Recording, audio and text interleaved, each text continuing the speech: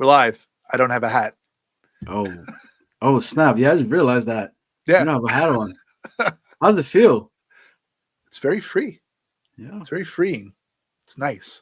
Do you like when the wind blows in my skull? your skull? Yeah. I don't have hair. It's Friday night. We're live as usual. This is Jets Worldwide. I'm Snowball. And I'm Johnny Boy. And it is Friday night. We are ready. We're about to bring some chaos into this tonight because there's a lot of stuff going on. I'm excited. I'm hyped.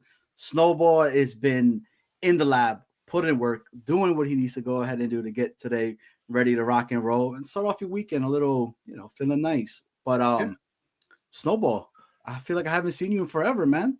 I know, it's only a week. I know.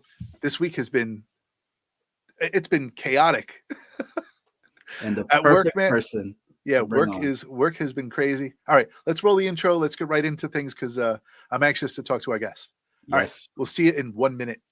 Yo, we rolling deep with the Jets on a team full of dreams under these bright skies. The world is our stage. We ain't gonna hide. Green and white till we die. Jets worldwide, wide. Johnny Boy and Snowball in the zone. Yo, we're family here, never alone. Jets worldwide, this is where we shine. A true dedication, victory's our sign. Green and white forever, we in our prime. You know we gon' ride, just give it some time.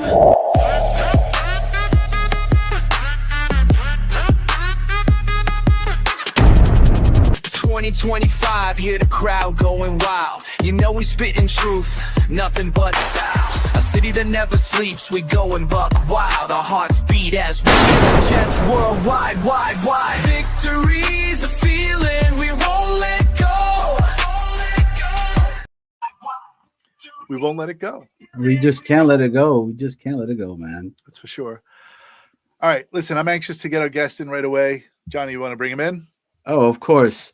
So we said this week has been super chaotic, right? I like to call him chaos. But my understanding when I was talking to him, he only likes to be introduced as the Great One. So let me go ahead and introduce you guys to the Great One, Senor Jets Chaos. Come on down, brother. Oh, let's add him to the stage. Oh, look at that. I removed him. You added him. I removed him. Great one. That was a rock joke, you know. The Great One is in the house, and the Great One says that when you talk about the Jets, you have to have Jets Chaos on with you live and in person. All right. Well, Jeremy, how have you been? How are things? Things are good. As you probably have noticed, Talking Jets is on a little bit of a hiatus this time of year. Ryan likes to shut it down, and so I have not had my hourly show with Matt O'Leary for a few weeks now, and it's actually a welcomed opportunity to come on your show because I've been busy with work, and it's not like the regular season where things are happening every day, but there's been a lot of things that happened since the last time I've went live and talked about it. A lot of, I haven't really been live since the OTAs or any of it. So any of the press conferences, any of the things that have happened in the last 3 weeks. So a lot of things have happened in the past 3 weeks. So a lot of news have come out. We've gotten to know a lot of players, a lot of coaches a little bit better. So happy to have the opportunity to talk about it. All right. Very cool. And that's what we're going to do tonight. We're actually going to talk about the recent news. Johnny was just talking about it before we came on air. The whole thing with the Sauce and Garrett situation. So we're going to jump into that right away. So, Johnny, come on. It was your idea, so lead us off. So, I'm over here. I'm still working, and I got shout out to Jake Asman, and he has Connor Long on there. Right? So Connor Long's doing his thing, and he's like, hey, by the way, guess who I got coming on? Oh, just a regular guy, and Jeremy Fowler just, pops in, and he's like, hey, what's going on? Hey, long time. So they're talking, right? And they're just talking about the players and etc. And he throws in this nugget. and he's like, Jeremy's like, pretty much, hey, they already pretty much gave the contracts to Sauce and to Garrett Wilson. And they continue to keep talking about it, just not even about the actual contracts itself, but just kept going on with everything else that they were talking about with the Jets. And I stopped and I was like, holy crap, like this is amazing. Like this is can this be a good thing? Do we feel like potentially they take it, or do they gamble with it and say, I'm gonna play it out and let me see if I can make more money? I hit up Snowball and I was like, dude, we got to talk with Chaos about this because this is huge, right? Last time I talked to Chaos, we were on the draft stuff with Dano and everything. So we you know, I was excited about the whole stuff, but anyways, it was a roller coaster ride that day. But Chaos, you hear this news, right? What does that mean? What does it entail? Do you think that they are gonna take these contracts? Do they gamble? And what does it mean for the Jets organization? Is this a change of the guards in the sense of like we're knowing what we're doing as an organization and getting our homegrown guys to stay here with us? I mean, it would be a positive step. Let's face it. When you look at teams that are successful in the NFL, there's typically a balance. They're not teams that just run and pay any amount of money to keep everybody and then make themselves really thin. And it's certainly not a team that doesn't keep anybody and lets everybody walk. It's a team that makes the right choices. You got to pick your irreplaceable stars, the kind of guys that you dream about, right? You know, guys that is the whole point of the draft, the whole point of what you're trying to do, you know, and guys like Sauce, guys like Garrett, and we kept Quinn in. These are the guys that you want to create a core with, right? So if you ever imagine in a few years the Jets contending for a Super Bowl, it's because it will, in your mind, in that imagination, it's like it's about having these core star players that we've seen every championship team, you know, covet, you know, and manage to hold on to and contain. So I think that Garrett and Sauce, you know, it's a great representation of a guy on each side of the football that has so much incredible potential to be superstars that you can almost imagine in your head at a parade someday going down Madison Avenue or something. So, or Broadway, you know, in a parade. I mean, who better than Sauce Gardner and Garrett Wilson? So do we? I mean, what do you think? What do you think the initial offer is? Like, if you had to guess, right, what the initial offer was to Garrett Wilson, what do you think the numbers are and the number of years? Like, what's he going to get per year? I mean, if you look at the league average, like not the league average, but I was looking at numbers. Like, obviously, the highest paid wide receiver in the whole league is Jamar Chase, right? Now, is Garrett Wilson Jamar Chase? No, he's not Jamar Chase. But, you know, is he top 10? Is Garrett Wilson top 10 quarterback? Wide receiver? Wide receiver. I think so. I mean, yeah, it's hard to say because of his situation. So statistically, it's not there. But the reality is we've seen this on other teams. Because of inflation and because each year, each contract, it keeps going up. He's definitely shown enough that, you know, that he's definitely going to be there's no question he's going to be a top 10 paid wide receiver, if not top 5. Right. So right now, as of today, middle of the pack, right? Wide receiver, middle of the pack. I checked it out. Is 28 million. Like for, I think, the 15th ranked wide receiver, which is, if you had to take a guess, who would be the middle of the pack wide receiver for the NFL? Boyd? It's not Boyd. 15. Wow, it's still a big name. It's a big name. There's a lot of good receivers in the NFL. So it's still... He plays on Miami. Oh, Tyreek Waddle, right? Waddle at 28. I think he's 28.5, I believe. Wow.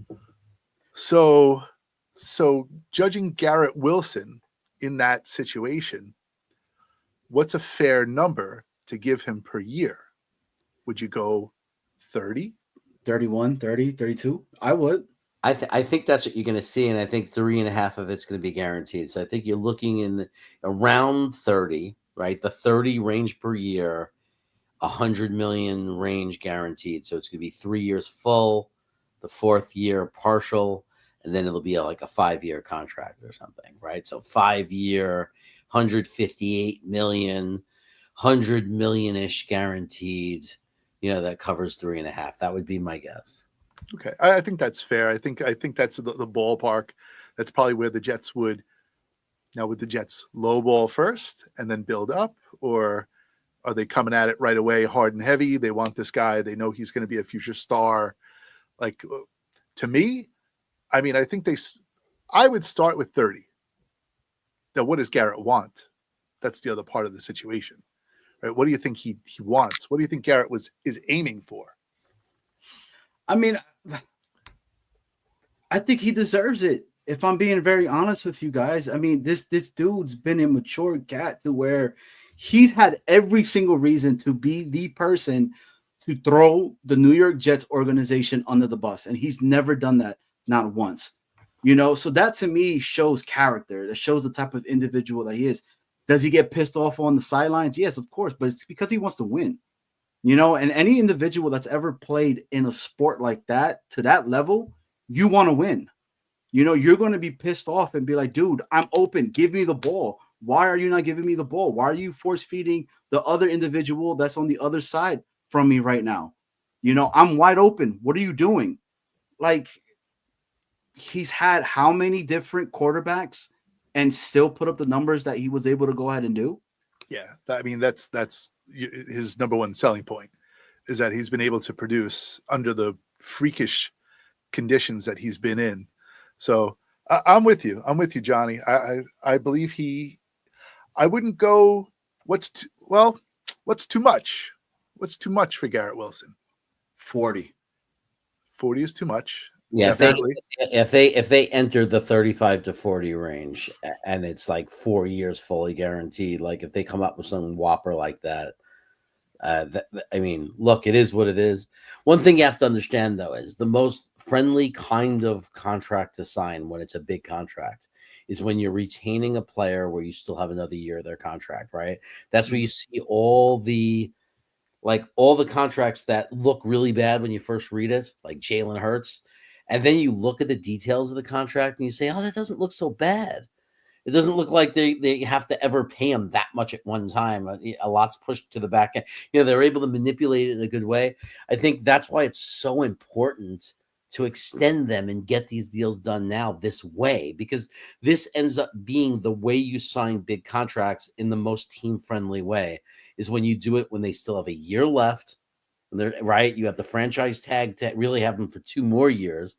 So there's some negotiating there. There's some value there for the player to sign early because they want to get that big bonus paycheck right away, because it is a sport where one play could change, end your career. So it is good to lock in that money.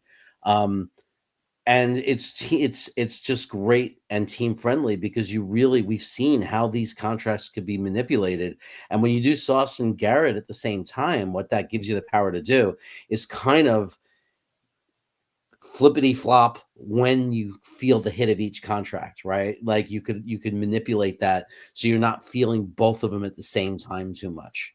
They kind of maybe one gets a very heavy up front, one gets some void years up in the back end, but you kind of spread it out in a way where it doesn't destroy the team. I mean, yeah, you're completely right. It's why I asked, do you think that he gambles and he says no, and he's like, let me play out this year with Fields, with the type of line that we have now that could potentially get my numbers a lot higher. And then see, you give me this is what you're going to be getting for the rest of the years. Give me more money type of thing. But I don't think he's that type of player. We don't know. Right. It's going to be his first time. He wants to get paid. I mean, yeah. Well, like Chaos said before, right? One play can change your entire career. So do you take that gamble I mean, and the way he plays with reckless abandon, you know, bending his body, flying around, going over the middle, all these types of things. Does he chance it and gamble for more money at the end of the year, or take the safe bet, get his money, clear his mind, not have to worry about his contract during this pretty crucial year, first year under Aaron Glenn, and this new offensive line and this new scheme that they're going to be playing under, like, to just concentrate on football. If I'm Garrett Wilson, I'm playing. I'm not gambling.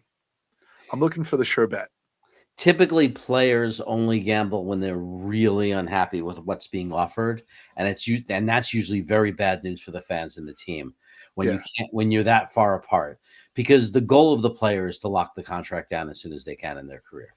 Like, there's very few that have the mentality of, oh, I want one more year because I think I can work out a bit. The goal of the agent and the player is to lock down the money, because it's not a gamble you can control. It's not like, oh, do I think I'll have a good year or not? They all believe in themselves that they will. It's that injury thing. They're on the field when their teammates go down with an Achilles, right? Mm-hmm. Garrett Wilson has watched JJ go down with an Achilles. He watched Aaron Rodgers go down with an Achilles. He's watched AVT go down with an Achilles. I mean, they're there. It's happening to their friends in their life. They understand this is a real thing. Right. So we see it all over the league, and it's almost always true. These players are looking, their goal is to get the contract. 100%. And I think that range of 30 to 34 is all in play. I agreed, disagreed. I don't know. And then you get Boom that says this. I mean, you may want him as close as 30 million as possible, but he holds the cards. So are we going to let him walk and have him in the graveyard as a wide receiver going forward? I mean, it's going to be pricey, so be prepared. But we don't. I don't know, man. Again, this organization, this whole regime, it's such an unknown. To me, these two players, and they're like, we're already talking about contract with them and extended them. That speaks volumes. That's like, we like you guys. We're going to keep you guys. You bust your ass, right? You not stay quiet per se, right? But you keep everything in-house. You're going to get rewarded for it. Yeah. The other person that they talked about is Sauce, right? So, I mean, there was a lot of people that were just, Sauce is a bum. He's not that good. He's this, he's that. They said he should be traded. Right? He was one of the guys that should be traded. Right. So, I was one of the guys. I was always like, the dude's a top 10 corner. He's doing what he's supposed to do. Can he catch a ball? Yes, he needs to learn how to catch a ball. Should he be tackling a lot better? I mean, I don't think that's what he's supposed to be doing. He shouldn't have to be tackling. Right. That's the point everybody misses. The fact that they were relying on him to be the guy that make the tackles is part of the problem. If he's tackling people, something's wrong somewhere else. Something's very wrong with our team. And it's not a coincidence that when we basically dismantled our defensive line and couldn't stop, my grandmother from being a good running back, that all of a sudden Sauce is getting exposed as, oh, he can't tackle. It's like, no. He's not supposed to be having to tackle. Exactly. That's ridiculous. And it's, I don't think any Jet fan should want to see it. We want physicality from him. We don't want it to be having to tackle running backs. No. 100%. But go ahead, Johnny. Go ahead. But so with that being said, right, and my bad, Snowball, I didn't mean to. No, that's fine. Go ahead. How much is he going to get paid? Like, what's the number for that? What did the corner just get paid? Right? Didn't they break it? Did him having a quote unquote bad year, essentially, right? Does that benefit us with the contract conversation and all that? He was still top 10 corner in the league. It's so funny what we call a bad year, because we're such a funny, fickle fan base. It's like we expect our receivers like Garrett Wilson to make catches and make plays, Lazard to make catches and make plays, right? And it's part of the game. How could you not? You stink if you don't. But if the other team manages to have their wide receivers make any play, one play, we're screaming at the cornerback, you stink, you suck, because they're not like the expectation that a cornerback should never give up a pass is just so wildly out of like a realistic kind of thing. And I think part of it is this whole, like we have a lot of the Jet fans, our fan base, we have this memory of Darrelle Revis where we did get that kind of freaking dominance. But we have to understand that's like Hall of Fame, generational, once in a lifetime kind of thing. And what people are calling a bad year for Sauce Gardner is a dream career season for anyone else. And it's only year 3. And it was a rough year, guys. Yeah. Thank you. For everybody. Thank you. They fired the head coach. Yeah. Like how many games into it? It was a lot, and then they moved your defensive coordinator on over to be the head coach, and you saw what kind of disaster that was. But he still had a good year. He was also playing banged up, by the way. A lot of people don't talk about that. He was banged up the whole season. Well, you just had Derek Stingley, right? Didn't you just get paid? Yep. Derek Stingley. Yeah. So he is $30 million per year average, total guaranteed $89 million, fully guaranteed about 50. He's at 48. So is Sauce Gardner better than Derek Stingley? Overall, I think so. 3-year body of work, yes. Okay. First 2 years all pro, right? Mm-hmm. First 2 years all pro. Who does that? Drafted after Stingley. Mm-hmm. So, I mean, Stingley's at 30. Does Sauce get 32, 35? I think he's going to get the same deal as Garrett. It's going to be structured very differently. Again, like I said, they're going to chop it up in a way where we don't take the hit of it. Yeah, maybe there'll be 1 year where we take the double hit, but I think it's going to be a very similar contract. I honestly do. I think they're going to both fall right, and rightfully so. Yeah. Like to me, it makes total sense that they would fall right into the same range. They're both young stars that have the potential to be top 3 in their positions. They really do. I think in different circumstances, Garrett Wilson could be top 3 in this league. I'm not saying it's guaranteed, it's definite, but it's possible in the right circumstance that he would. I mean, he's had a terrible, terrible circumstance and situation, and look what he's accomplished in spite of it. Yeah, we've never had a wide receiver start their career with 3 1,000-yard seasons, and and we've had terrible quarterback play during his career for the most part. But now this year, the game plan is to run, or so they say, right? They say that we're gonna run the ball more often. So does Garrett not get all the opportunities that he's supposedly going to get?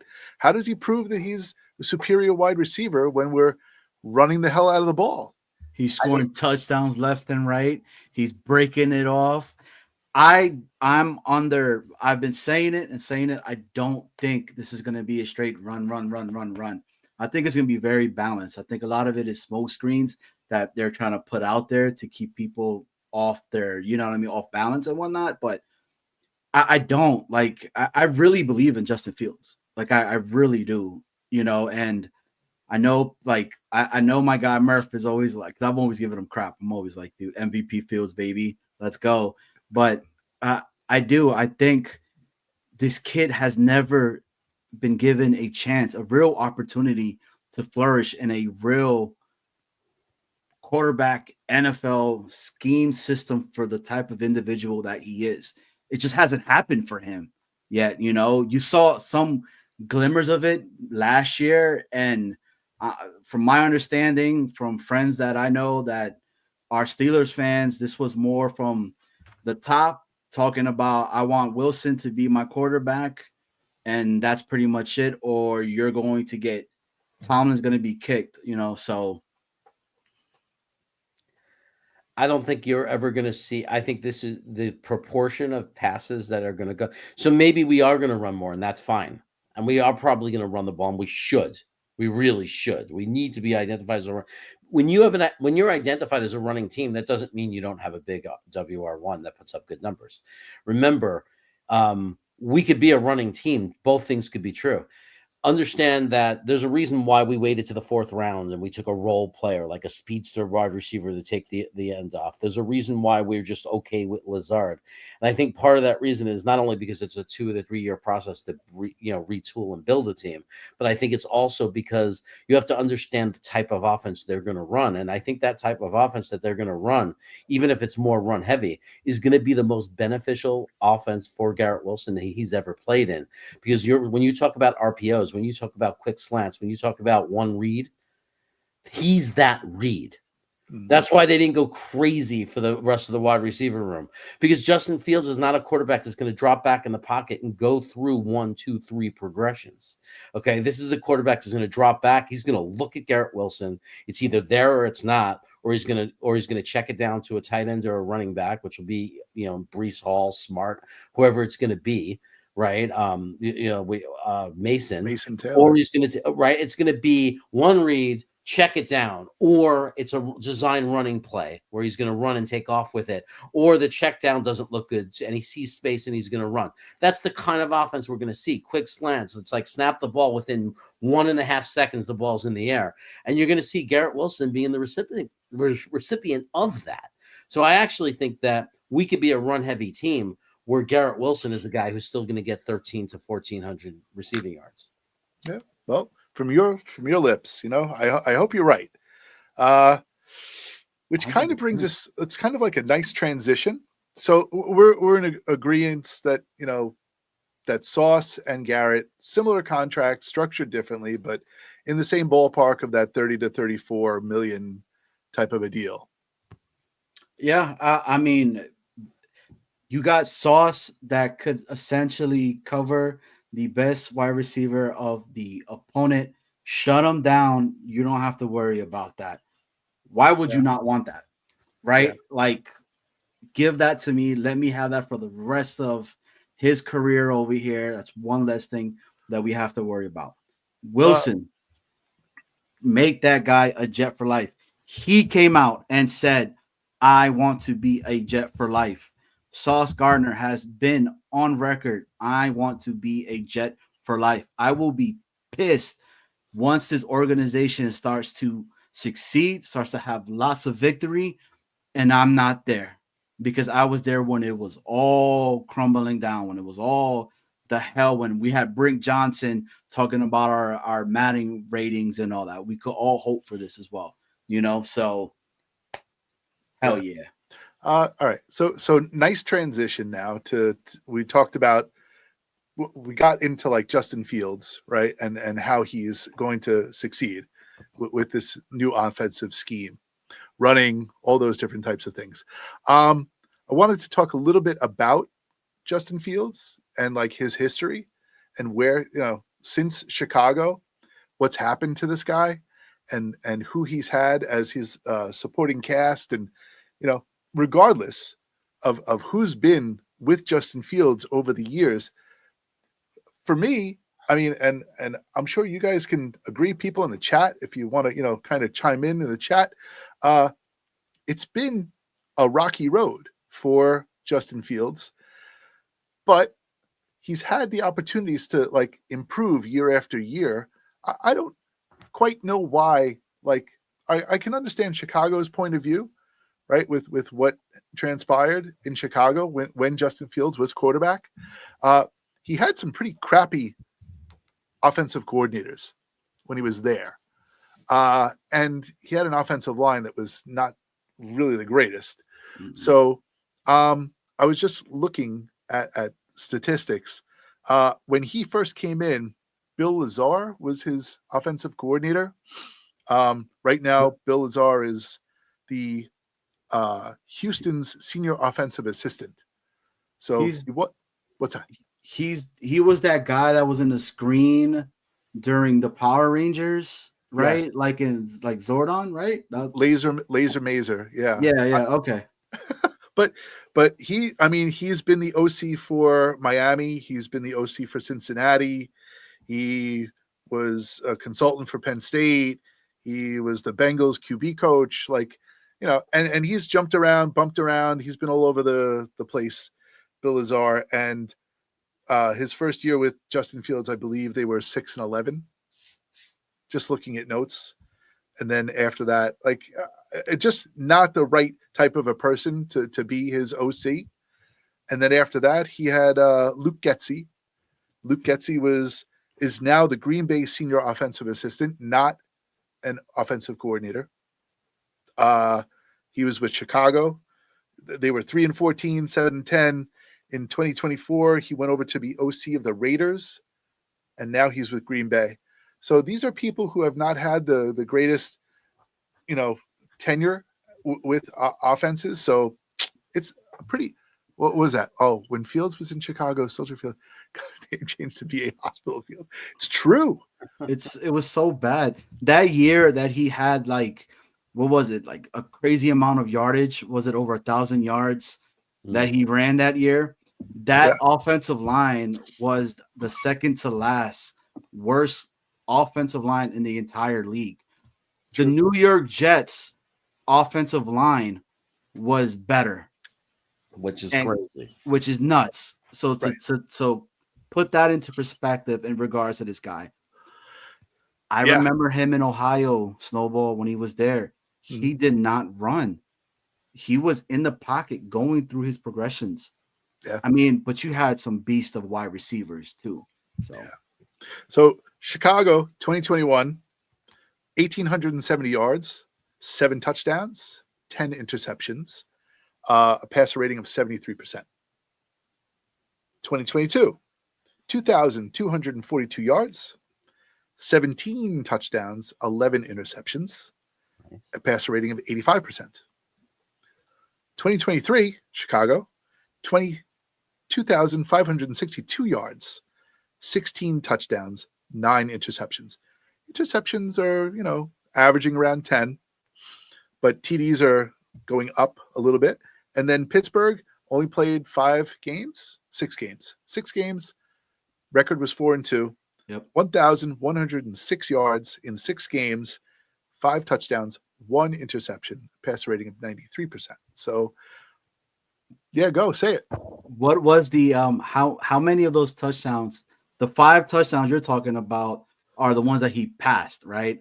They don't include the rushing touchdowns. 5, 1. I don't know. I got to look for rushing. And he had like a crazy amount of yardage too, within that time frame with the Pittsburgh Steelers, if I'm not mistaken. Yeah. You do have some Moss code. You have Moss code flashing behind you, Johnny. I think that's your wife telling you you better get in here. And that right there. Yeah, that's my fan going off, man. So yeah, I don't see the stats for rushing TDs. I think Clancy put it up. Right, so 5 passing, 5 rushing. Yeah, that's not talked about either. No, not at all. So this kid has been improving year after year, right? And Pittsburgh said, "See ya." Why? Why did they say goodbye? Why did they get rid of Justin Fields? What was the reason? Can you think of a reason? I can. I'm not saying I'm not defending it or saying it was the right reason. But I'm saying is, like, we have to be honest and look at the whole picture. The reality is, whether it was justified or not, whether it's true or not, the Steelers were very restrictive with Fields. They didn't. They had a very, very tight, strict a very tight leash on him. If you look at all of his passes and his completions in that year, someone put a highlight thing out there. One of the things I noticed, there was like no passes to the middle of the field. I mean, they would not let him throw to the middle of the field.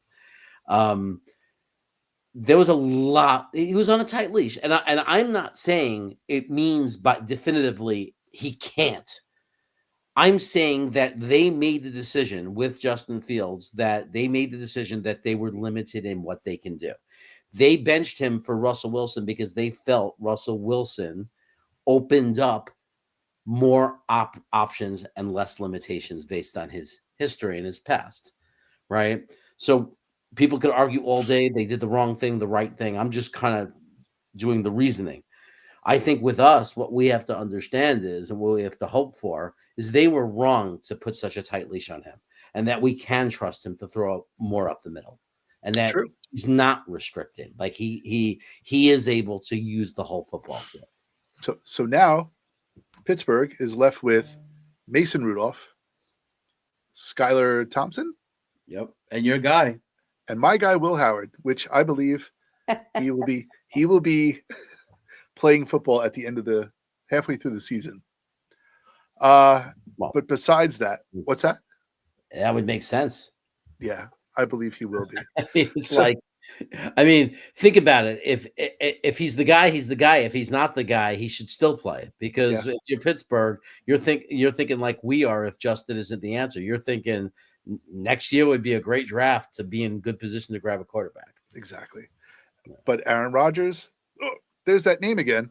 But yeah, how does that happen? Does Pittsburgh take Aaron Rodgers now? Is he going there? Could you imagine us going into OTAs right now with us Without not knowing if he's going to come back or what he's going to do, and he's doing this circus right now? No. Fans would go to One Jets Drive and shoot flaming arrows into the side of One Jets Drive. One Jets Drive. Sorry, I'm getting texts. No worries. Right. Yeah, I mean it's the truth. Look, going back to the whole Justin Fields stuff. Yeah, the guys on here, Wild Wave says it. I mean, they did it. And just like what Chaos was saying, they kept them tight. Like they let him do and that. But who's that to blame on, right? Tomlin's really never been an offensive guru type of coach. He's never had. Right. Now, he's been in the playoffs constantly. Mm-hmm. And it's not a crappy division that he's in either. But that was Arthur Smith. True. Right? True. Yep. Arthur Smith was the offensive coordinator. Still is for the Jets, for the Steelers. So, is he, did he put him on a short leash because he didn't trust him? Probably. Bottom line, they didn't trust Justin Fields. That's it. And this is awesome because this kind of Snowball, man, you're smooth today, brother. I'm liking this. The transition piece of it, right? The way you're making it flow into the next little topic that we got going on. Which is what? Because of, the press conferences that we have with our coaches. Exactly. And then you had Tanner. They asked him, right? Hey, you've never had a quarterback like Justin Fields. You had golf, right? How does it feel to have a type of quarterback like Justin Fields that could potentially use his legs? And he gave an awesome answer, right? He's like, he's dynamic. He gives me another tier for my book, my offensive plays that I'm going to be running that I did not have before. And at one point, right, wasn't golf being talked about? Because he came off hot last year, and they were talking about MVP.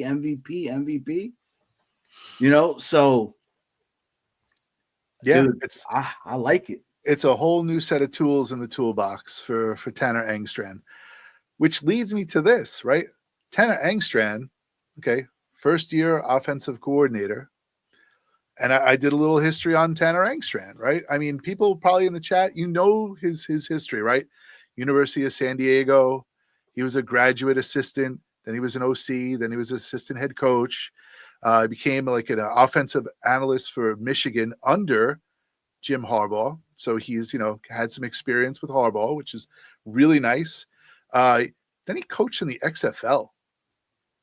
He was with the DC Defenders for a year, but then he moved to the passing game coordinator for the Lions. And they kind of asked him during his press conference, what does the passing game coordinator actually do? Does anyone know what a passing game coordinator does? Well, they Coordinates passing. Good. Great answer. strategy. Strategy. And who does he deal with on a daily basis? The wide What- receivers. What wide receivers, tight ends, the offensive line? He's talking to all of them. So he has the experience with this, right? So now he gets his chance to be the offensive coordinator for the Jets. High-powered offense with the Detroit Lions. And now he has, like, they asked him, like, who runs the show? And like any smart offensive coordinator, his response was what? Who runs the show? The coach. Of course, Aaron Glenn. Right. So Yeah. Loved it. Yeah, he Loved did. it. He had We- the right answer. Yeah. We answer to Aaron Glenn. He goes, but Aaron Glenn allows me creativity. So we love Aaron Glenn for letting him be a little creative, but like, he's going to take the reins. Should we trust Aaron? Should we trust Tanner Engstrand? Should we trust him? I mean, You're in trouble if you don't. You are in trouble if you don't. I mean, he's your only option right now. But what? Go ahead. I mean, look, I have to. There's no other coach. He's the guy. He's putting himself as the face of the franchise, which is Aaron Glenn as of right now. He's the guy that everybody's looking up to. My favorite thing that's being talked about within the press conference with the multiple different coaches, right, is that we have mutual respect. We have respect. It kept being mentioned time and time and time and time after, right? And for me, seeing that and hearing that, I'm like, holy shit, like we finally, there's something brewing that's there. The culture, right, word that everybody keeps saying, no culture, you build a culture. You could see it being built this time around. I think with Salah and what they had and what they were trying to do over there, it was us just constantly believing, but we really didn't see it, right? Like, I mean, am I wrong for saying that? Like, I never saw it, right? We would get these press conferences where Salah was like, that's a Joe Douglas question. He needs to answer that, right? Mhm. No, these dudes are like, why are you asking me this? Like, you sound like an idiot. Like stop talking to me right now. Next, because this question is stupid and I'm not going to waste my time on a question that you know the answers. These guys are saying, this is OTAs, guys. We're still trying to understand the players that are coming in and what we truly have. So when it comes time, right, for the real season to truly start, we know that these guys are going to go to war and they're going to gel together. I feel like we finally not that the previous regime, not that they weren't embarrassing in the Adam Gase kind of way, right? They came in and they weren't embarrassing in that way, but they were weak. Like, in other words, they were too weak to call bullshit on the media and the questions, right? They were trying to be friendly about it. And I think what you're saying, Johnny, is Aaron Glenn's coming in and saying, I'm not playing, I'm not going to play this game with you. We're not children. Like the media is like, I know what you like. He understands the game that they're playing. Lazard dropped the pass or whatever, let's say, right? And you're trying to work everybody up. And he's saying, it's practice. Right. You know what I mean? Like, we finally got a head coach that's going to say, do you want me to sit here and talk about a player because of practice? I mean, we had fans hitting the panic button day 2 of OTAs when they were in shorts saying the offensive line is terrible. This is supposed to be a good offensive line. They're in shorts learning a new scheme. Their motivation is not on the field saying prevent a sack and this is who we are. Each player on that offensive line is literally in their first or second practice. It is a new scheme. It doesn't mean it's brand spanking new, and they're like if you listen to what the players are saying, but it's a new scheme. It's different, and they're practicing. And each player, this is what practice is. If anybody's ever played a team sport in their life, especially early on, before you get to the actual reps, and early on, a lot of the practice is each player is individually working on something. So the offensive line, these guys might be, Joe Tippmann might be saying, oh, this is new to me. And he's focused on something.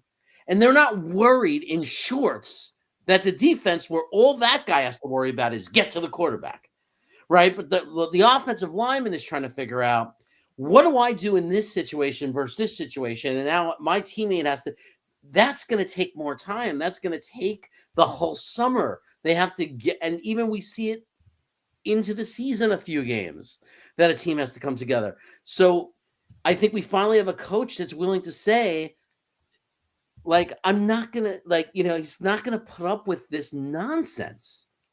Aaron, don't play that. Well, you know, it's just like, it's just such childness, you know, like of, oh my God, this guy, the offensive line gave up sacks when they're in shorts on the second practice in May. Yeah, I mean, in May, it's Right. it's completely ridiculous. very true.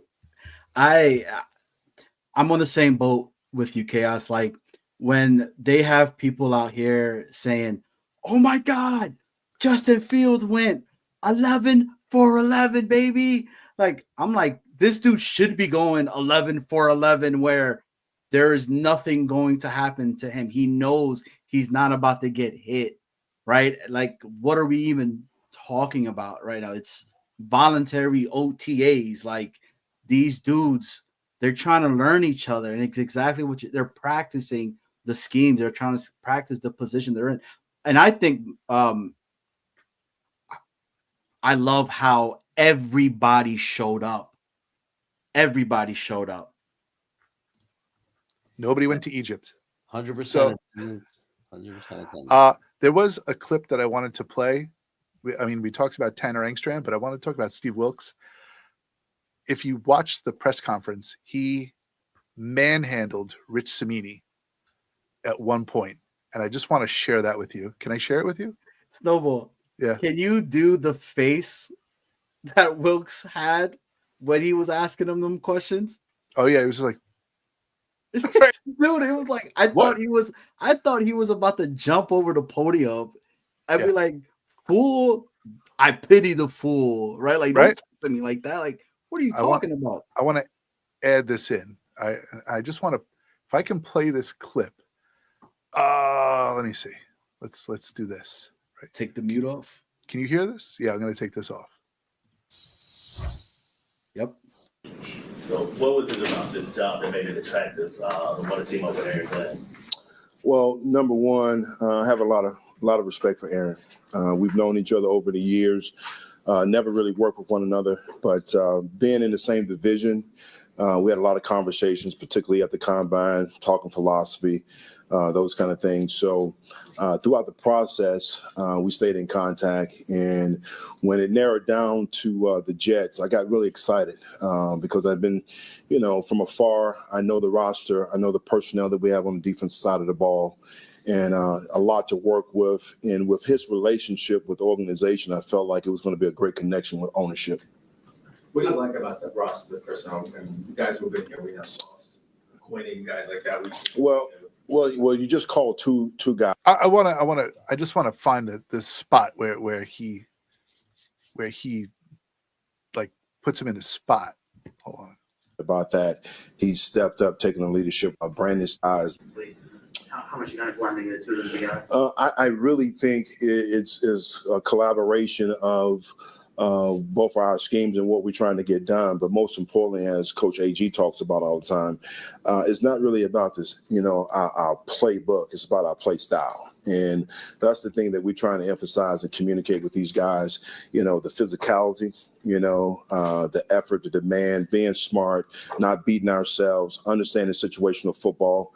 And we're going to make sure that we, cater to our players. I think that's the great thing as a coach. Who do you have? What can they do? Put them in the best position to be successful. Steve, what are the things that for yourself as a former head coach that you can bring to Aaron, who's first timer? Hold on, I'm gonna fast forward a little bit here. In position sometimes also to have someone to bounce ideas off of. Really set the and not stand ahead without seeing throughout He can get to the passer. Will's a lot more consistency that we're seeing throughout the different phases is there. What are your early impressions of Will McDonald and what he can become? Will is phenomenal. He can get to the passer. Will's a lot more physical and stronger than what I anticipated and saw from afar. For us being able to be stout in the run game. There's always that fluctuation with his weight, and that's something that he has to control with the strength staff, which we have a tremendous group of guys there. But his effort, his approach each and every day, I'm on board with him, man. I'm excited about what he can do, and I'm looking forward to a great season from him. With Sauce, they've been predominantly a zone team the last few years. This is it. With his unique skill set because of his length, how would he translate? Everyone's presuming he'll probably play more man this year. Why are they presuming that? Well, AG is a man coach. Okay. You've done a lot of blitzing in your past, if I'm not mistaken. Mm-hmm. If that comes to be, how could he make that? What would that transition be like for him? As I mentioned earlier, man, he's smart. He sees it from a different lens. I was just talking to our in-house people. And that's what I just wanted to talk about. Like, he's like, why do you presume that? Right? Yeah. Like, it's very interesting. Samini's like, we're going to play press coverage. And he's like, well, why would you presume that? Samini like backtracks right away. He's like, oh, well, if that was to happen. These coaches do not play. They do not play with the media anymore. Yeah. Like you were saying, it's true. Like they are men, and they coach like men. Yeah, I mean, it's like since day one, since he came in, since he basically told Aaron Rodgers to go, fry an egg.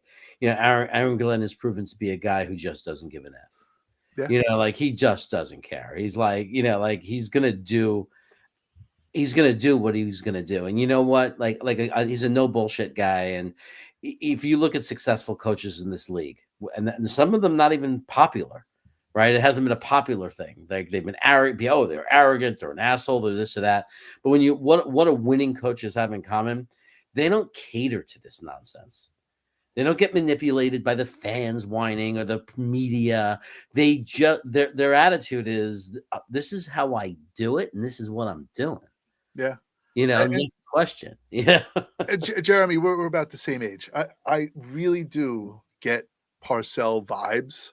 Without question. From right, Johnny, you were I remember it, man. Yeah. I remember him being up there, like literally being like, "What? Why are you asking me this? Like, stop! Right. Like, shut up! Like, you're an idiot." Yeah. And you're completely right. We finally have adults in the freaking organization for us, right? We got guys that are not going to take no crap. Like that dude was like, why are you presuming that? Like, what do you mean? Like, why are you presuming that? I thought he was about to pick up the podium because, dude, he looks pretty jacked, right? Like, like he's pretty jacked, right? So I thought he was about to throw the podium at Rich, and I was right. So he had to catch himself because, like, he was like, well, why do you presume that? And he's like, well, and he's like, okay. Well, I mean, and we said it's very Parcells-y, and I do get with Aaron Glenn. I am, without question, getting the Parcells vibe as far as before everybody flips out and saying, "Oh, you're comparing him to a Hall of Fame coach." I'm not saying he's as great as Parcells. He has a million things to prove. He's just starting his coaching career as a 0-0 record. I'm saying I get the vibe in the way he's going to handle business, but it's not just Parcells. It's very Belichick was the same way. Yeah. Belichick was just like, on to next week. What was it? The famous thing? It goes on to Baltimore? On to Cincinnati. Right. On to Cincinnati. Yeah. And it was the way he said it. They kept asking the question, but on to Cincinnati. Like, basically, shut the fuck up. Right. Yeah. Like, literally. I'm not going to fucking entertain you. We lost the football game, and we're not going to sit here and bullshit every little reason why and try to find some controversial thing where I say something that blames a player or another coach. No. On to Cincinnati. That's what we do. Like, in other words, you want to know how it's running. You want to ask us questions about this team. The losses in the past on to the next team. But it's the same kind of thing. Can't you see Aaron Glenn saying the same thing? Like if we lose a game, it's like he's going to be on to Buffalo. Right. That's going to be his attitude. He goes, "We're going to Buffalo. We're going to," you know what I mean? He goes, "We're, whatever, obviously we're going to look and we know what happened and we're going to play better and we're going to fix our mistakes and we're going to play in Buffalo." But like, he's not going to sit there and cater to their bullshit. Like, Salah, it's just been so long. I'm allowing the media to guide this conversation into their narratives. And it was just so irritating. I'll never forget when he said, "What do you want me to do? Throw the podium?" And every fan said, "Yeah, throw the fucking podium." Yeah. Like, right. he didn't, Yeah. So I mean, but Wilkes gives you that, like, you're like, I thought he was gonna do that, right? Yeah. But Scott brings up a good question right up here, right? So like, and this kind of goes into with everything that we've been talking about. Who's gonna stop Woody from being influenced by the fans? Aaron Glenn. Well, I think that, and I think Woody did it on purpose. I think that, I don't think there's a part of Woody that doesn't realize, like, when it got public and everything, that wasn't embarrassed, right? And I think that I think when he hired Aaron Glenn, he was also acknowledging, wow, I'm going to have to stay out of this a little bit, because there's no way in the interviews Aaron Glenn said, "Oh yeah, I'm going to be okay with you if we lose a game coming into the locker room and telling me I should bench players." Like, there's no way Aaron Glenn gave that vibe. Aaron Glenn was probably matter of fact. If you bring me in here, I'm running the show. You're not. Like, and the thing is that I don't even flinch in this. I have no question that if Woody starts to stick his nose in and bully or tell Aaron Glenn what to do, Aaron Glenn is going to tell him to go F himself.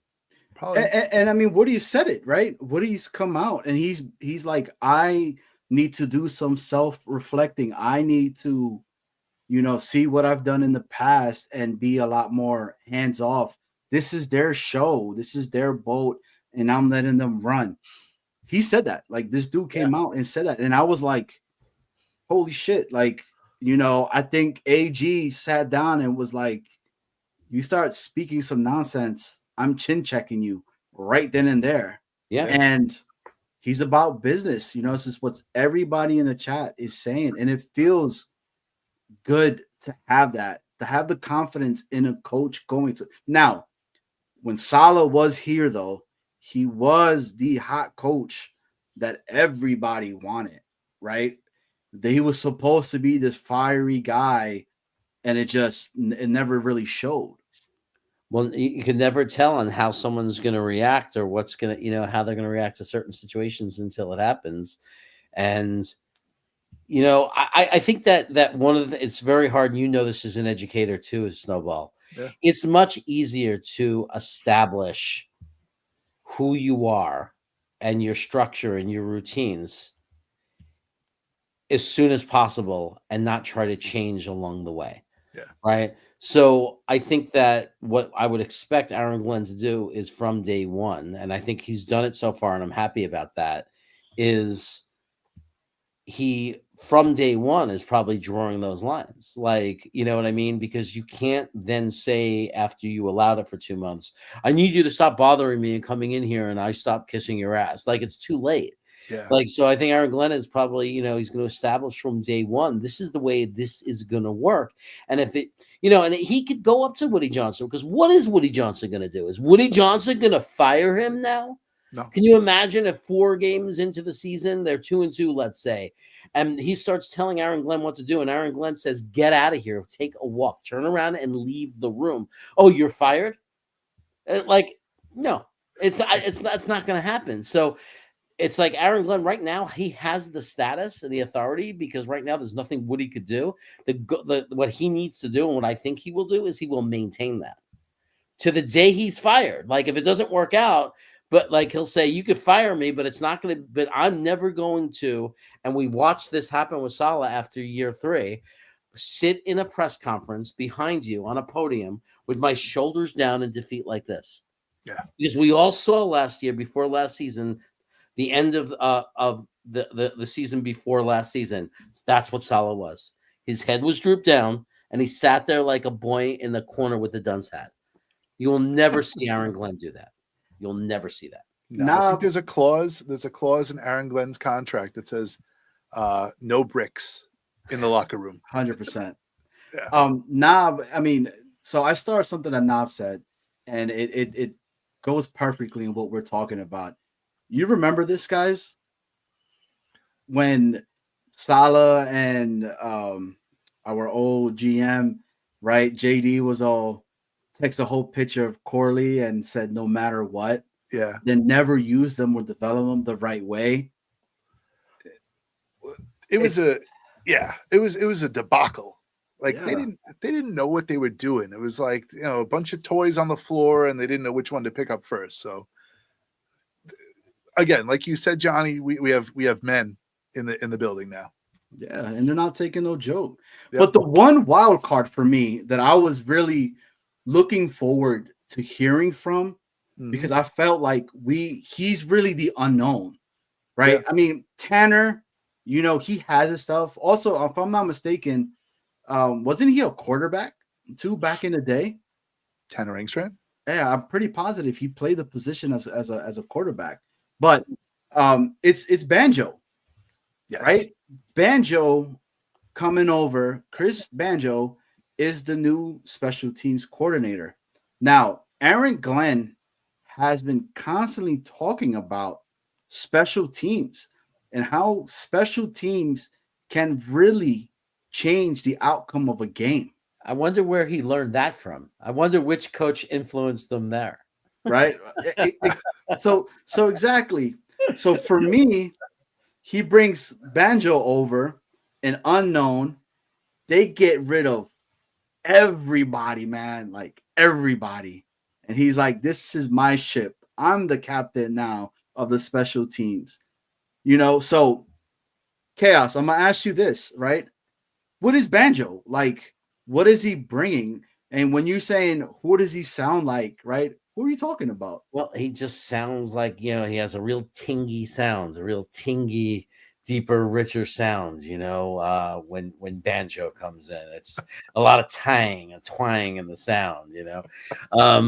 No, I think when you see already the moves they've made, and the apparent commitment to special teams, I mean, it's not just talk. We've seen moves, like, you know, and things that they've done.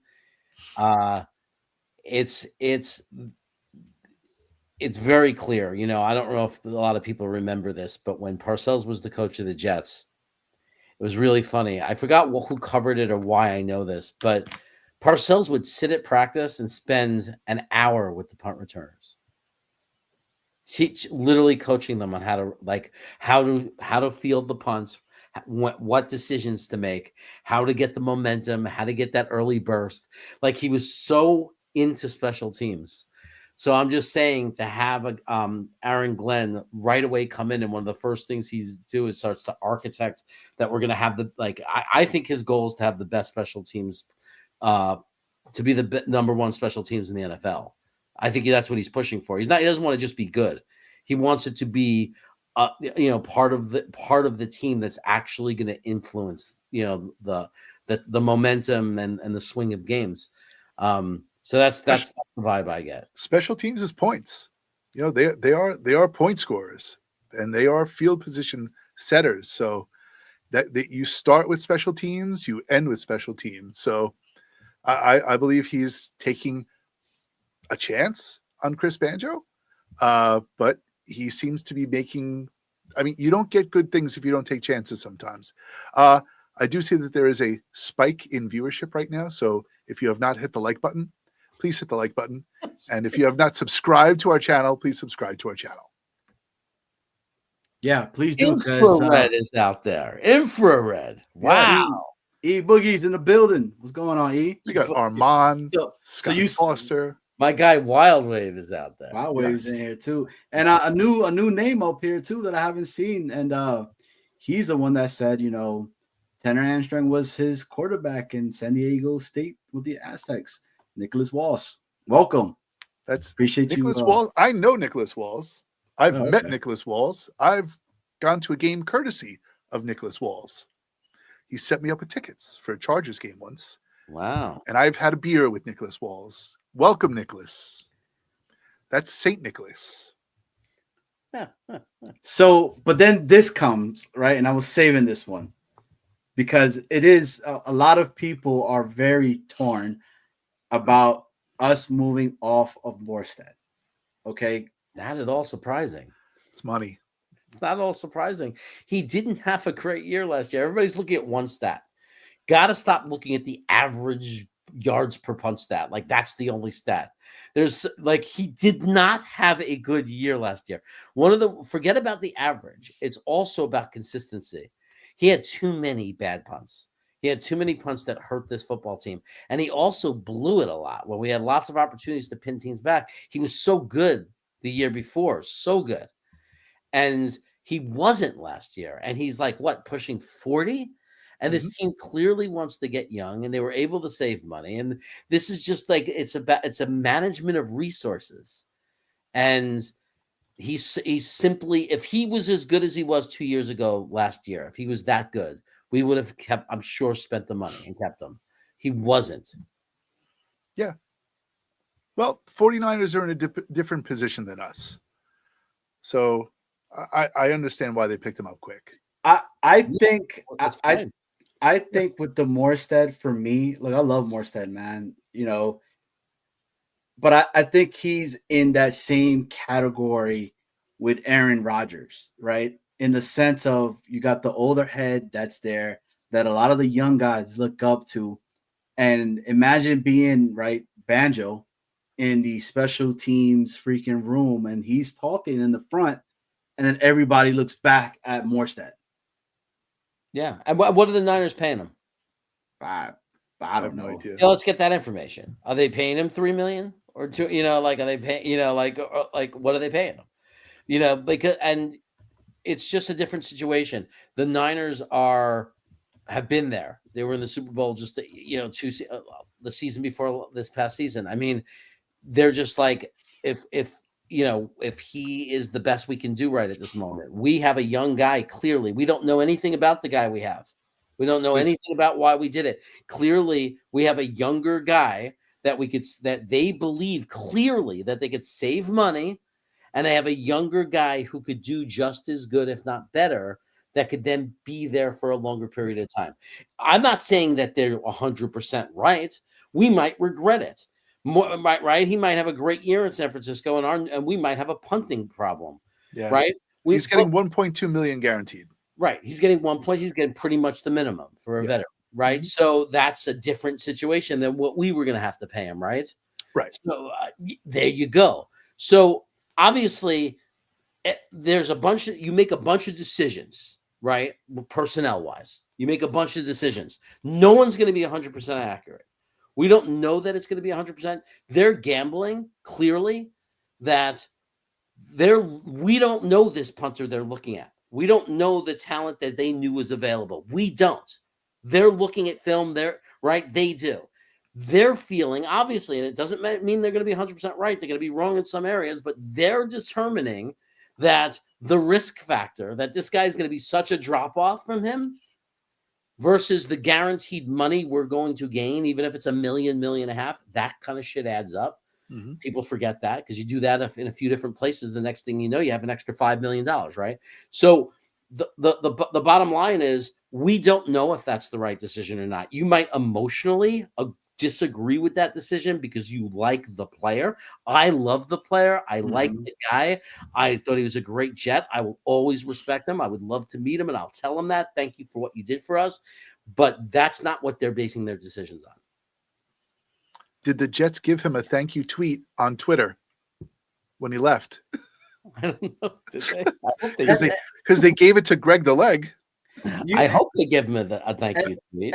And you know what? And you know what, Chaos? You're right, man. Because I think for me, with the Morstead, it was more of a heart thing, right? Because like I love the guy, like seeing the dude after a punt running off the field and all that.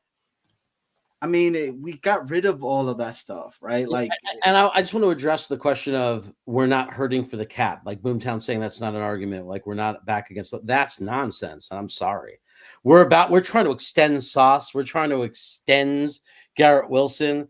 Like we're about to get hit this year. We're getting hit with salary cap for Aaron Rodgers the year after. In 26, we're going to get hit with Aaron Rodgers. You got JJ coming up. Right. I'm not saying it's the end of the world. If he had a good year, we would have kept him because, yes, $1.5 million extra is not the end of the world. But if they're saying we think we can get equal value and put another 1.5 million into the books, if you do that 4 to 5 times, that is now $6 to $7 million. It's not about the one move. It's about the cumulative philosophy of where are the areas where we can cut $1 million here, $1 million there, $1 million there, where we don't think we're compromising value. It doesn't mean they're right. I'm not saying that they're right. Out of those 5 moves, I don't know what, maybe 3 of those players might make us regret it. Maybe 2 of them will. 1 of them will. Because nobody makes the perfect personnel moves with every single member of the team. But I'm just trying. I'm not saying I am 100% they did the right thing or the wrong thing. I'm not doing that. I'm just trying to explain the philosophy, the clear philosophy of what they're doing and what every team is doing when they cut a veteran player and replace him with a young player that's a little bit cheaper. That's the philosophy. They're making an assessment that they could replace that talent and save a little money. And if they could do that in 5 or 6 places, now you have a cumulative amount of money that you could now use towards something else. Because their job is to manage resources. Mm-hmm. I mean, but you could mold a younger player than an old vet, right? Because the old vet's gonna be like, dude, I made my money. Like, what are you coming at me? Talk to these fools and all that. And you got the guys looking at that stuff, right? Now, I'm not here saying that Morstead was doing any of that at all, right? But if you seem like it was in his character to do, yeah, exactly. But if you're getting rid of these voices that were in there, he was one of them. Like, you know, I could see it. Banjo's talking.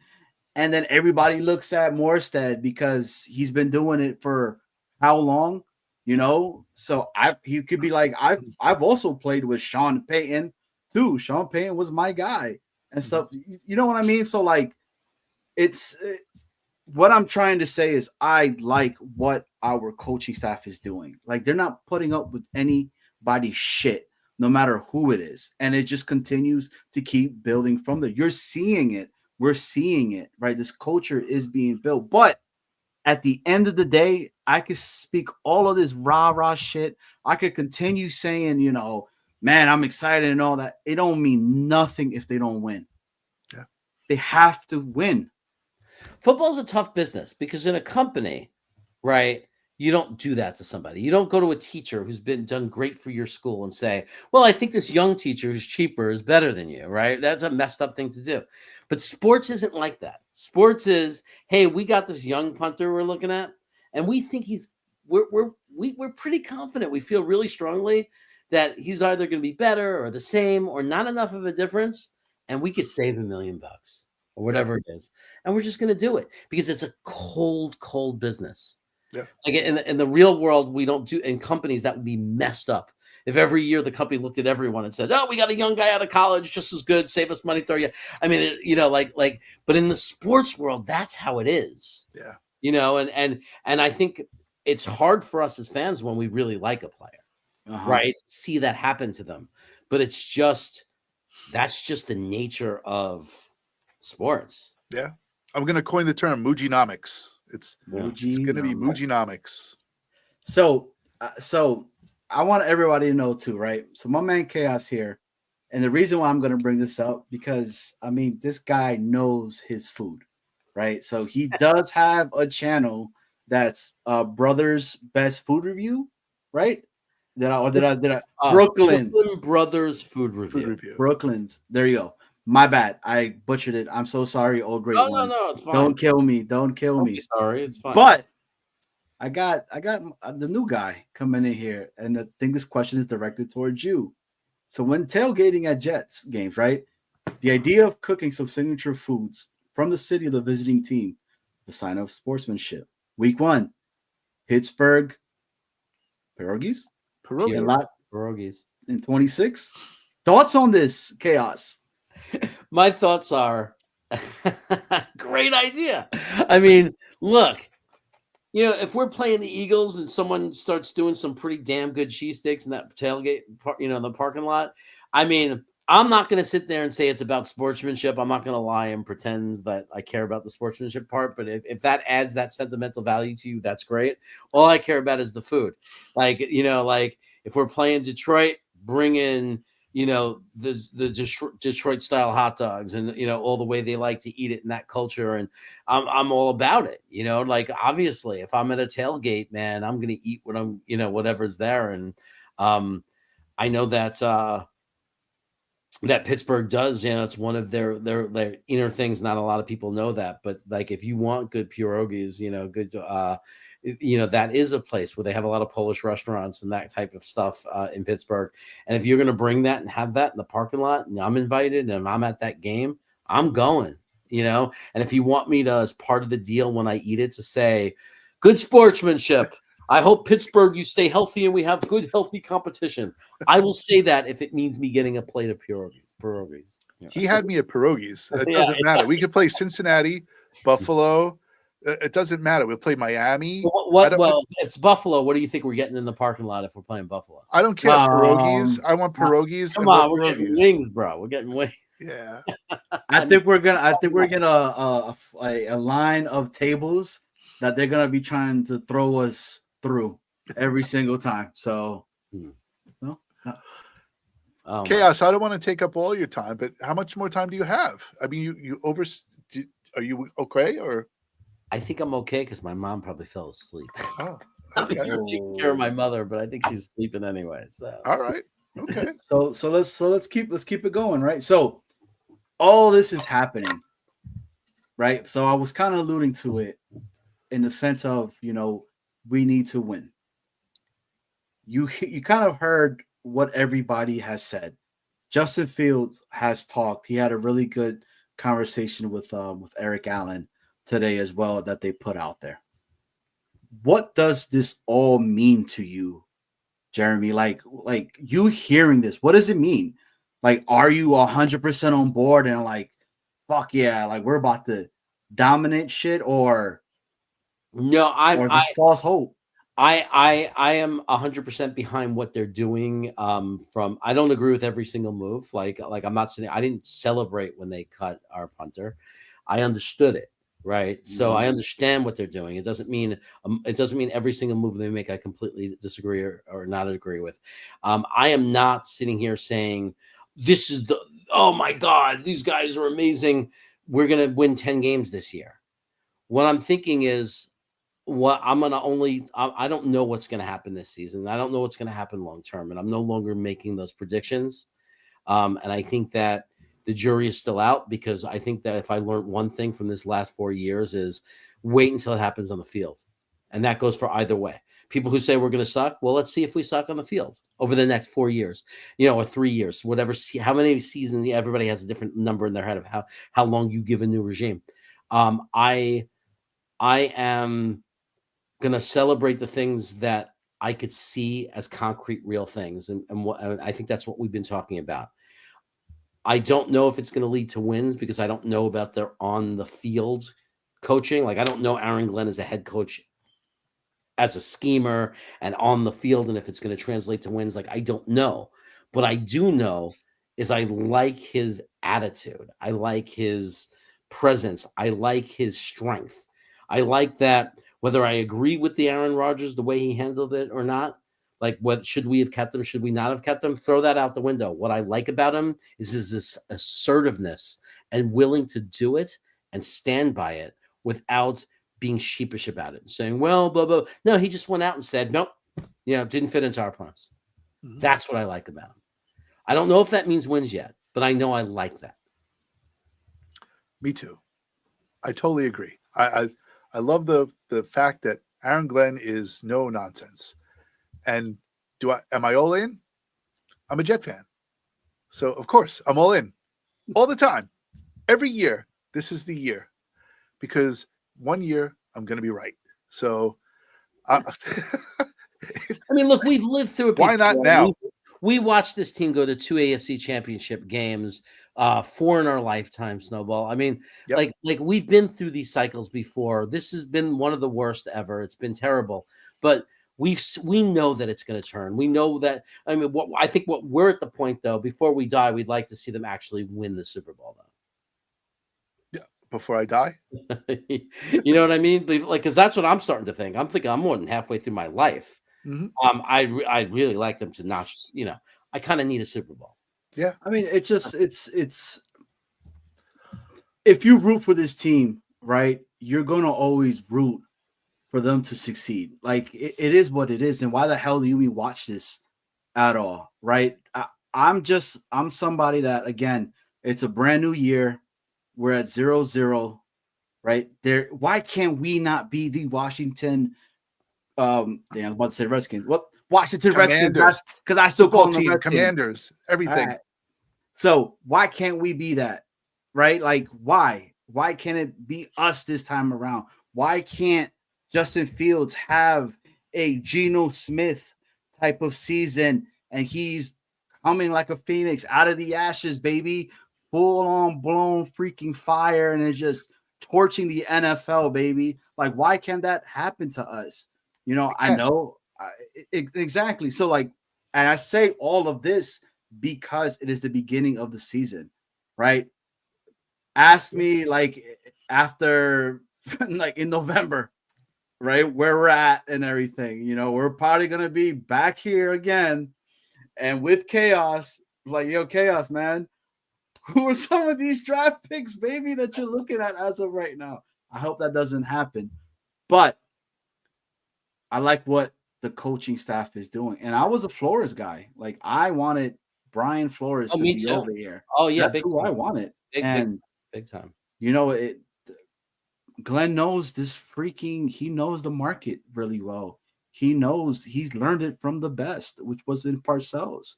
But this is what was putting up right now, right? So, Snowball, floor is yours. Right. I will answer this question that you highlighted because I was looking at that. Yeah. I'm going to be honest. No, I didn't say. I some of it may have been similar. Of course, some of it may have been similar, but I like Saleh for a lot of reasons when we first got him. But to be honest, and this is honest as I could be, a lot of that was connected to we just had Adam Gase, right? So the professionalism of the press conferences, like just not being embarrassing. Yeah, I definitely said that. I don't like Aaron Glenn for the same reasons I like Saleh. I like Saleh because I knew Saleh was going to come in here and we're going to have a great defense. Aaron Glenn, that's not why I like him as a coach. I'm not like blown away by what he did at Detroit. I'm not. I thought he did pretty good last year considering the injuries overall. So I'm not saying that he's not a good coordinator, but that's not what excites me about Aaron Glenn. I was excited about Saleh because I said we're going to have a top 3 defense within 2 to 3 years. That's how I felt. I don't know that about Aaron Glenn. I like the Wilkes hire at defensive coordinator for that more than I do Aaron Glenn for that. I like Aaron Glenn because he's a leader, because he's not like I like what he's saying because he doesn't feel like a defensive or an offensive coach. He feels like a head coach. That's what I like about him. Also, I want to say I wasn't really, when Saleh was first hired, I wasn't on YouTube that much. That was in the beginning when I was just watching O'Leary and Green Bean. That was when I started getting into it. And I was, all these things I'm saying that I like about Glenn, I was complaining about Robert Saleh for the last 3 years. Like it's on record. Like you could watch Green Bean, our live reactions to games. Me and Green Bean got into a fight over it because I was so against the way Saleh led. Like, because I once said, I'm sick of the quotes. Like, I'm sick of him having all these wise philosophies and quotes. And Green Bean, who I know in his practice in his personal life, loves quotes, and it's a big part of his life, got really annoyed and we almost got to a fight and I left the show. True story. Because he was really annoyed and irritated at me because I was putting Saleh down for the way he was leading with quotes.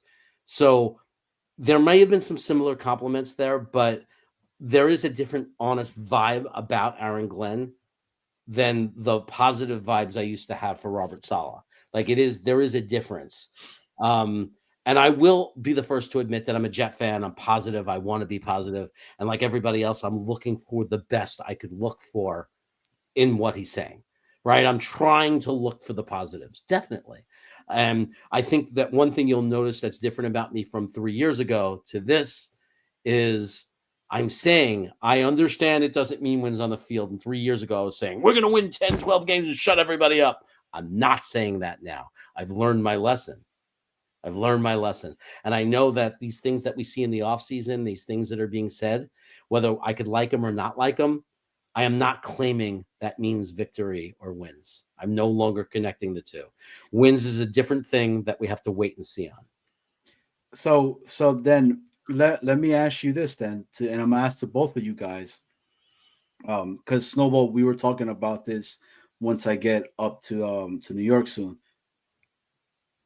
So, hey, big shout out to Nate. You guys know who Nate is, right?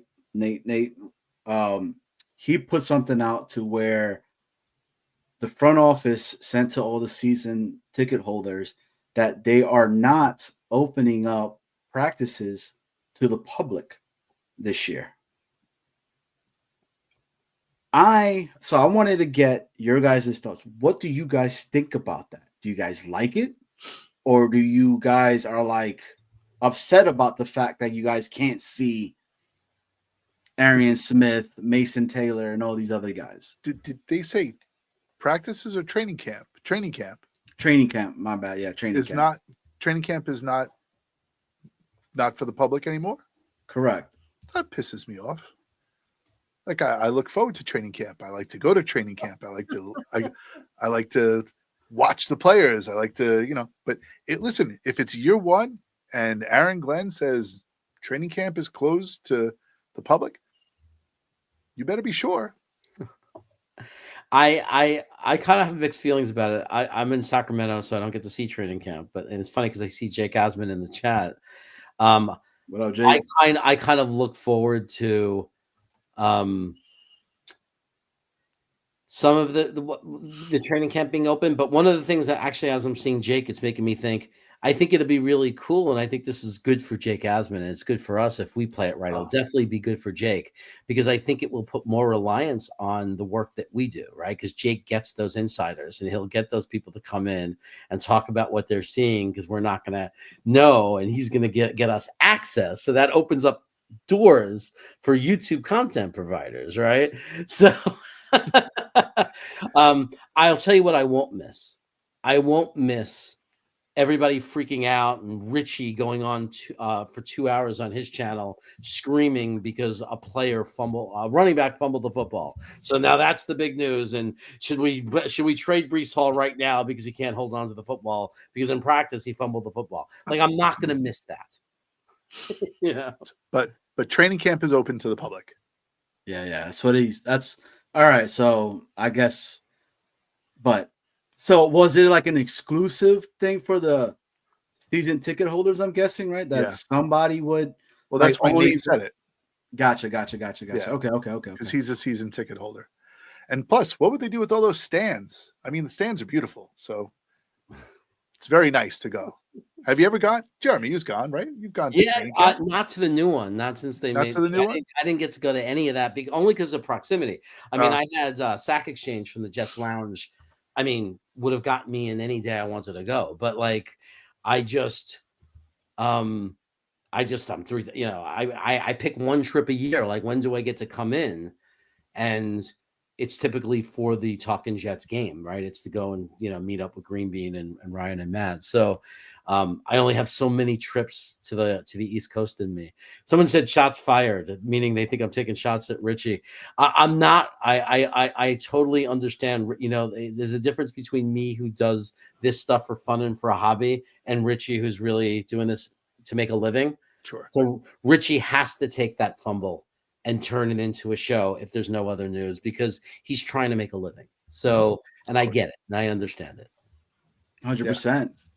So we had a question again from the chat really quickly, and this kind of goes back to what we were talking a little bit earlier about the coach. and it was from Dano. So he essentially was saying that, would you change your opinion if Glenn started running the stadium stairs during pregame?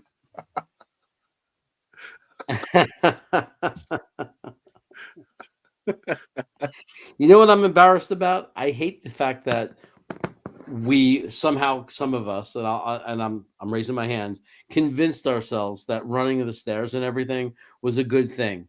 That was like somehow evidence that it was going to work out well for us, and he was going to be a good coach because he runs the stadium stairs.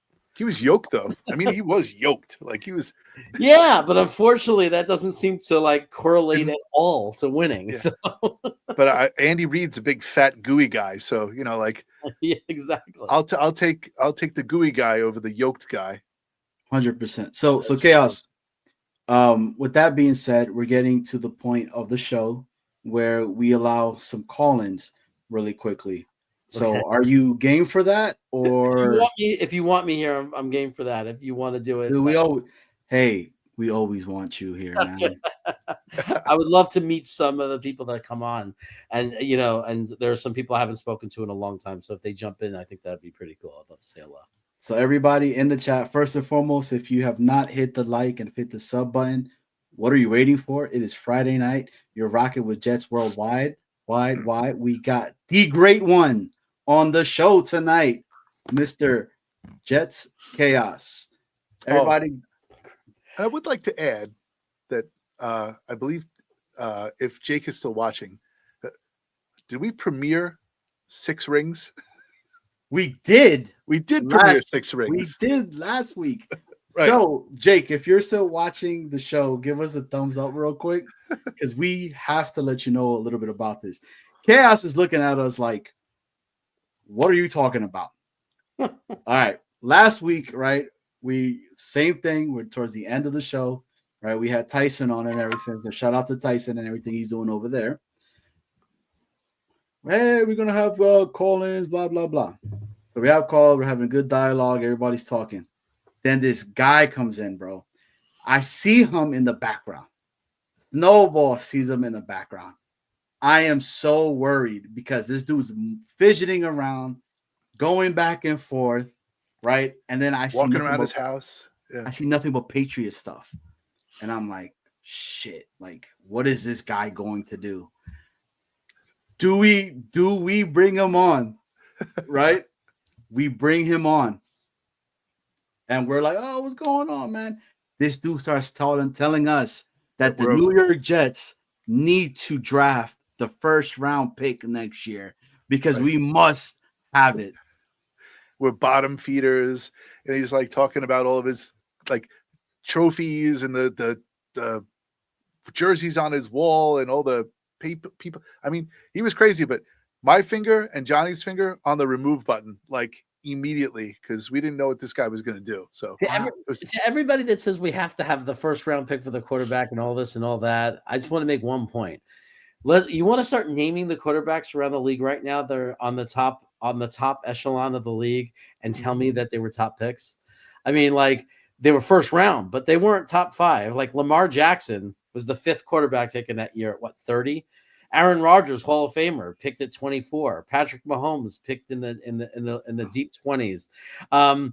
We got to get off this narrative that you absolutely have, because most of the time people just get it wrong anyway.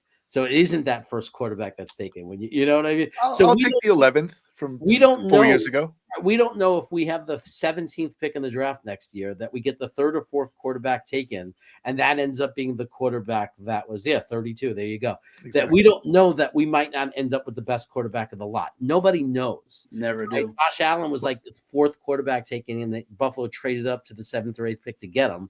Right after a few quarterbacks were already taken, and one of those quarterbacks was picked by Arizona and never even made it onto like the team 1 practice field, and was that Rosen guy, right? So I mean, you just don't know. You just don't. Rosen, the wasn't his name Rosen, the chosen one?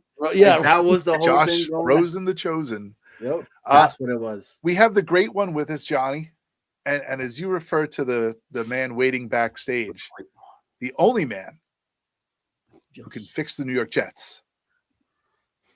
We add to the stage the immortal Afram. Oh, What's up, Canarsie? Oh, Mr. Canarsie in the house. Canarsi's over What's going on, there. buddy? What's going on? How you I heard been? they closed the Arch Diner. What's going on? They closing a lot of things, believe me. But Uh, I'm in Jersey now, so I'm not even. Brooklyn has passed by. yeah, unfortunately. it'll never be what it was.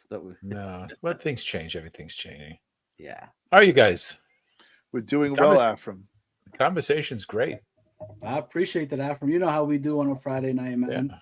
yeah. Feeling, So- right, feeling good. Got my Jets Worldwide shirt on. Look Where at is you. it? Right here. See that? Support. Support. Comfortable. yeah. Is it over here? There you go. I love Uh, it. Love it. So Nice, go to the merch comfortable. store, get a Your hat. merch there. Yeah, Got a it's hat? a nice segue. There's the segue. Look at that. But no, Jeremy, you make a lot of good points. We don't know what's going to happen. Everybody wants the best thing on that's available. No one's happy with AG. We were so happy we got Salah that time because he was the hottest ticket at that time, right? And what did it turn out to be, right? Yeah. All right. You just So don't know. everyone wanted Ben Johnson. We knew he was going to come here, but we don't know what Ben Johnson's going to do either as a head coach. Yes, he was good as a coordinator. There's a lot of good coordinators that never make it as a good head coach. Absolutely. Yeah. What's his face? The guy from Dallas, was it Turner? Was his name? He was like in the '90s. He was the offensive coordinator, North Turner. He's like sucked everywhere else. Every time he's trying to be a head coach, he sucked. We got his son. Now we have his son. We have his son.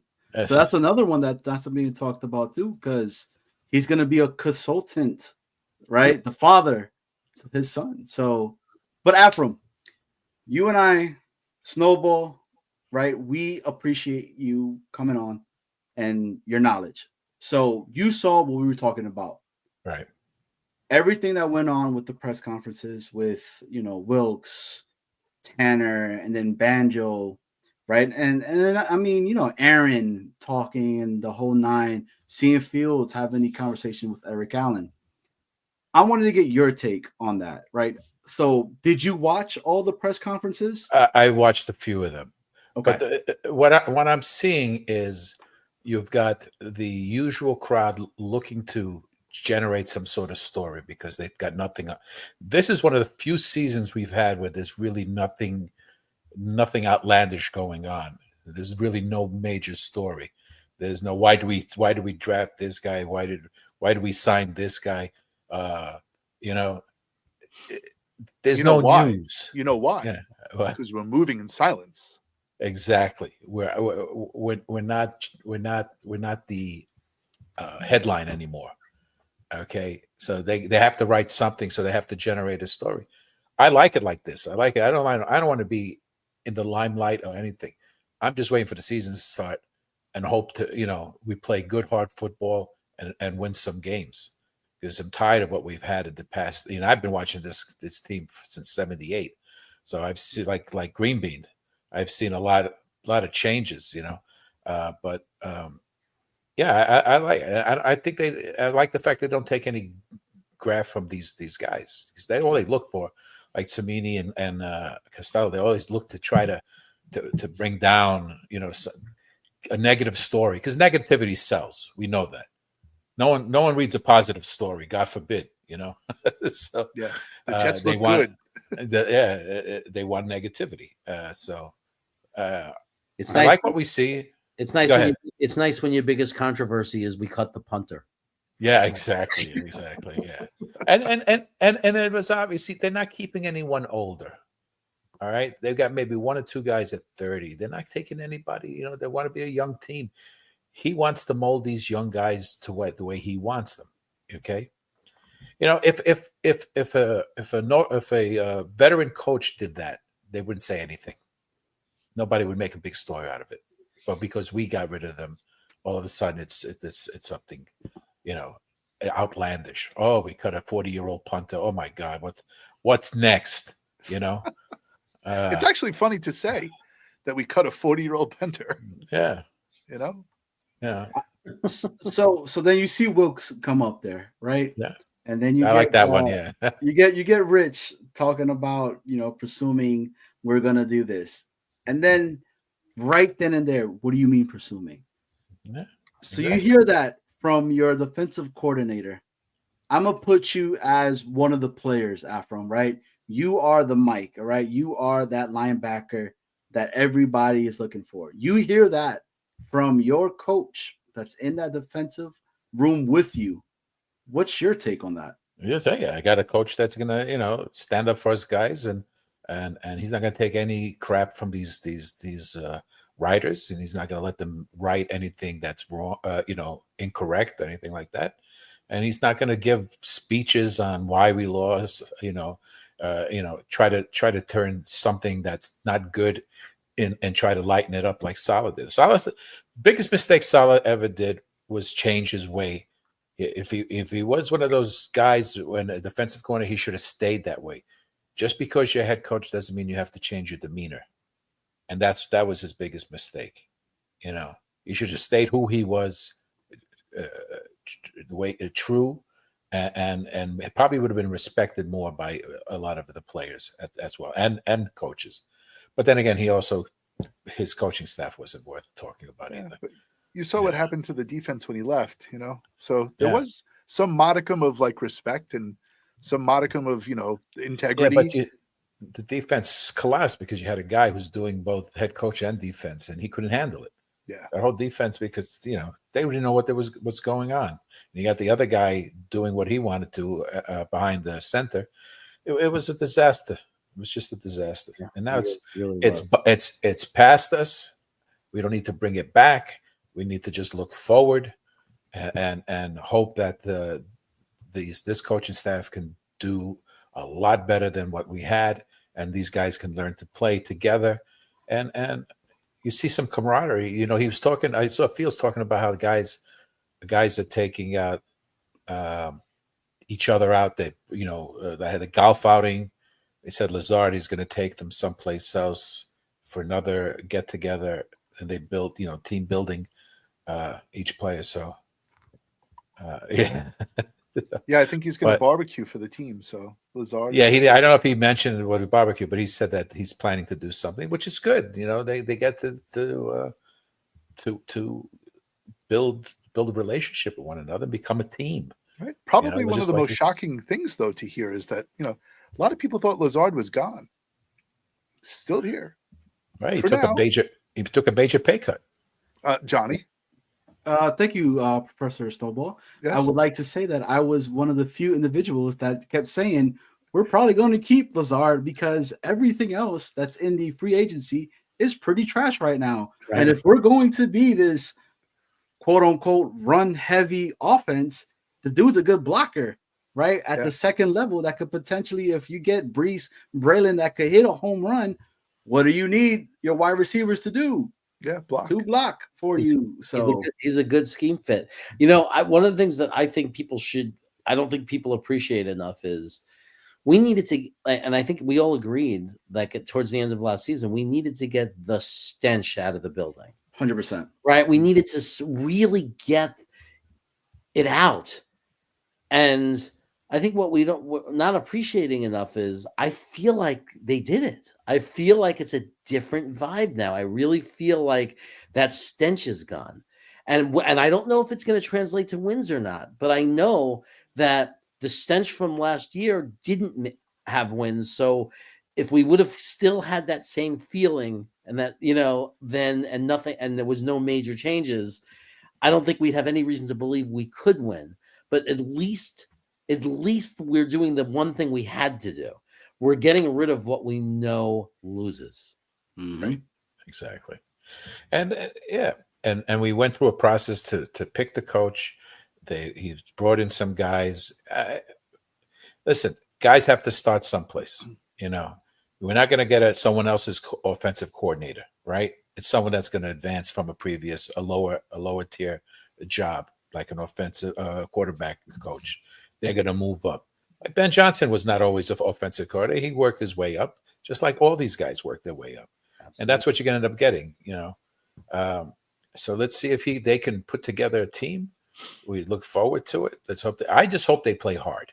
That's Yeah. the whole thing. I want to see a fast team, and I want to see them play hard, and I want to see them play smart, and that's all you can ask. So eventually, you're going to need more talent, but that comes, as you move along. The cap. You're gonna fine tune it with free agency, but you usually build with the draft. And so let's see what they do with this. Feels like old times. Yeah, For me, it does. The kind of talking a little bit about the training camp situation. The last time I've been to one was when they were still at Hostro. So that's how long ago it's been. But I wanted to ask you guys this, right? And this might be the last question to kind of end the show tonight and everything. I was on with shout out to the Danger Zone. I was on with Jets Chaos when the draft was going on.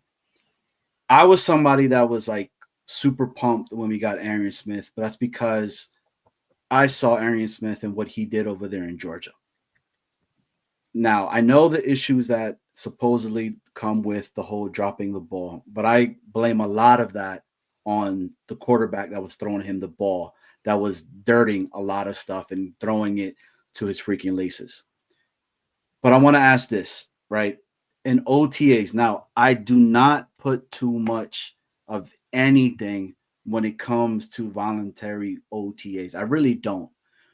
But seeing Arian Smith taking punt returns, doing whatever he needs, right, to get on. What's going on, Yeti?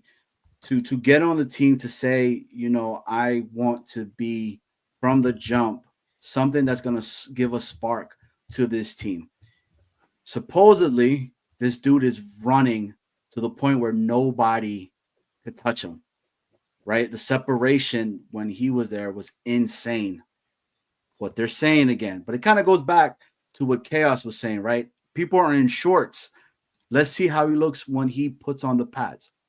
I want to ask you guys this. Hearing all of that and what I just said, does that excite you, what you're hearing about Arian Smith? That he's staying by the jug machine constantly. He is going to special teams, and it was his own self that was like, hey, let me catch some punt returns and continue to keep learning from this. Your guys' thoughts. Snowball, you rock first. Yeah, I'm excited. Definitely. We haven't had a player like this to rip the top off in quite a while. Well, we have Robbie Chosen. Yeah, back in the day. The last time we had something like that, or Santana Moss, right? Like a speedster, someone to take the top off of a defense. So, yeah, and the fact that he's, like you said, standing in front of the jug machine. And I think actually Wilk said that about Sauce Gardner too, that he threw him in front of the jug machine too to try to catch balls. So, you know what? It seems like they're taking the right approach. So I'm excited. I am, definitely. Afram, what say you?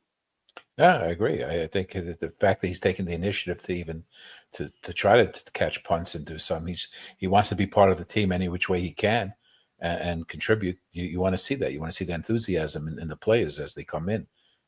Not just say I'm just a wide receiver and that's my position. They want to do whatever it takes to be part of the team and help the team be successful. So you want that kind of attitude, and it looks like that's coming within the coaching, that these guys want to work harder than what we used to have. It's culture. Yeah. Mr. Chaos. Look, I'm always excited about the potential of players, right? That once they put on a Jet uniform, when a player becomes a Jet, I look at the best possible things. And,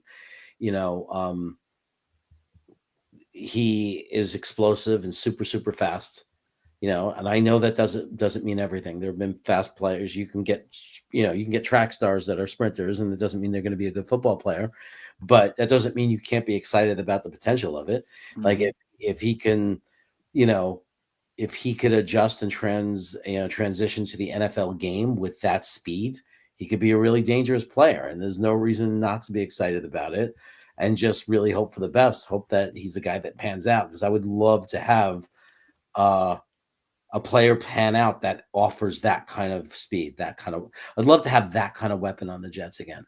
A guy who on any play you could score a touchdown because he could just blow the doors off of the defense. And he certainly has the speed and the potential to do that. So let's just hope for the best and hope it happens.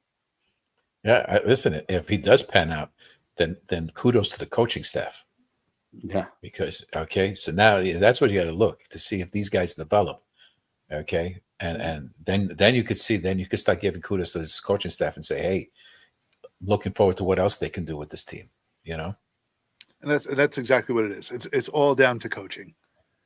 You know, Jeremy, you're in education, right? And there are certain students that we had or we have, whatever, that they have to be willing to learn.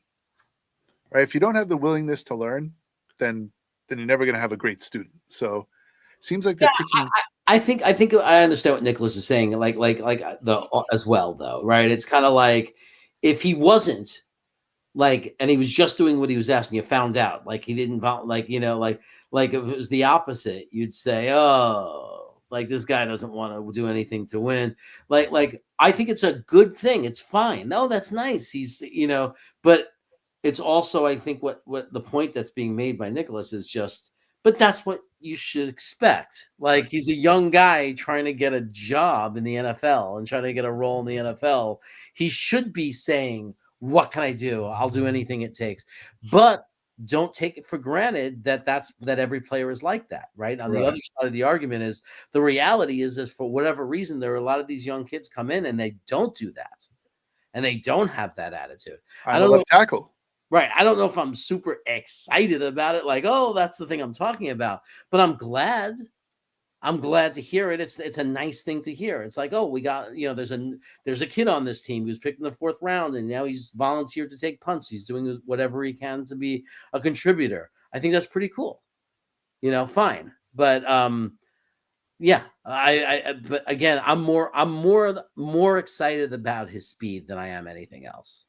100%. And that it was showing, even though they're in shorts, so I'm not going to contradict myself and be a hypocrite. I know it was in shorts, but some of it was exciting to see, like the speed. Like it's hard not to get excited when you see a guy, accelerate and create space. I was about to press that one. Did you see what he said? Yeah. He speaks his mind. But cool, but creepy. And look, and Nicholas has been on fire tonight. So shout out to Nicholas, right? Yeah. Shout out to everybody on the chat. Right. But this is the other piece of it. We tend to forget that these guys are still super young, man. So like, and we're expecting these guys to be straight up adults that just been given all of this money, and you're supposed to know what to do off the jump. Guys, real quick, Afram, I appreciate you coming on the show, man. We love Thank you for having me on here. Yeah. It's always a great time when you come up here. Like I've said multiple times, New York Jets, if you want this organization to win the Super Bowl, this guy hit Afram up. This guy right here. He knows what he's talking about. Right Afram, here. any parting words? Any parting words, my good sir? No, I just wanted to tell Canarsie here that I saw a couple of his episodes on the food. Good job. You and your brother mesh well when you're talking about food. So keep up the good work. I enjoy listening to you. That's awesome. No parting words. We just wait for the next training camp and whatever. And let's see what happens after June 1st to see if they make a move with somebody who gets cut on other teams that's worth going after. We don't know. Anything could possibly happen. So, Afram, boring is good. Yes, very much. Yes. 100%. Afram, All right. Thank we you so much appreciate for you, coming brother. on, man. Be well, guys. Have a great weekend. All right. Take Stay care, dry. brother. Yeah, we're going to try. Mr. And Chaos. now, the great one. He has come. He has conquered. He has off the top rope. Drop the people's elbow. You call his name, he appears. Mr. Jets Chaos. Chaos. Yeah. First off, man, it's always awesome having you on the show, man. So informative. The way you talk about things, the way you break stuff down, we appreciate it so much, man. Like to hear you come on and speak what a lot of us are constantly thinking too, but you're putting it into words is amazing. Just like what our guy Yeti just said, right? His words might be creepy, but Chaos, where can everybody catch you on? What are you doing? What's been going on? And please plug in the shows. Well, a lot of people give me a lot of love for that Brooklyn Brothers food review, and unfortunately, we haven't been releasing enough new videos. I do have 2 that I'm going to release. So, Brooklyn Brothers food review, you could always catch me there. A lot of you, like, if you're learning about it, it's not like Jet stuff. It doesn't get dated. You could watch a review from 2 years ago. Snowball helped me with one. He was the cameraman. He also brought me there. It's the best. I wouldn't It's have the known best food review. Right. It was one of my best videos. It was for what was it? All American. All American, man. All American burgers, fries, Knish. Believe it or not. But I gotta say, it doesn't get dated. So if you haven't seen them, you don't need new ones. Go watch the old ones. But I got 2 new ones coming out that I just have to edit and get out and get it done. But as far as Jet stuff, I'm sure once real camp begins, I'll be back on every Thursday at 3 p.m. Eastern with the great Matt O'Leary on the Talkin' Jets channel. Shout out to Matt. So that you can find me there. I will obviously get back to doing some videos on my channel. I haven't been as active, but when I'm doing that stuff with Matt, I usually will end up start getting some stuff going on my channel as well. And that's, of course, Jets Chaos. And then finally, when the season starts, I'll be back on Green Bean Jets Fan. So if you're ever watching the game at home and you don't have friends to watch it with, or, you just kind of like watching the game, turn us on and we all hang out. We have a big party in the chat and everything, but it's me, Green Bean, and now Frankie from Flatbush is part of the show. And it's just the 3 of us reacting to the Jets game and talking Jets as the game is going on. Hell yeah. Very cool. Chaos, we want you to come back on the show, man. We love when you're on air. I think we have such a good flow amongst us 3 that flows very well. As always, man, I appreciate you. Whenever you're in VA, I told you I am firing up the grill, rocking and rolling. You too, Snowball. You already know that. But everybody knows the secret to my heart, guys. It was a pleasure. I'll come on anytime I can, anytime I'm able.